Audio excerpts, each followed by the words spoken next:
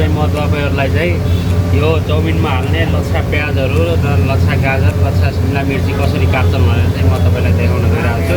ल भाइ यता देखाउँ भाइ, त्यहाँ चाहिँ हामीले अगाडि काटिसकेका छौँ। अब चाहिँ हामीले शिमला मिर्ची चाहिँ कसरी काट्ने भनेर चाहिँ तपाईँहरूलाई मैले देखाउन गइरहेको छु है। पहिला सुरु चाहिँ यो शिमला मिर्चीलाई कट गरेर यसो भेट्न फाल्ने, त्यसपछि भाइ क्यामेराम्यान यहाँ देखाउने है। यसरी यस्तै यो चक्कुलाई जहिले टच गर्ने हो, यसरी काट्ने।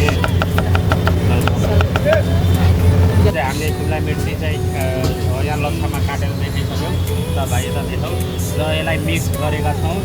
साथमा यसमा चाहिँ हरियो प्याज पत्ता चाहिँ हामीले एड गरेका छौँ र यसलाई पनि चाहिँ अलिकति काटेर हामीले चाहिँ यसमा एड गर्नेछौँ। यसरी चाहिँ यसलाई काट्ने, यसलाई जति सक्यो मसिनो काट्ने, तर धेरै मसिनो पनि नकाट्ने।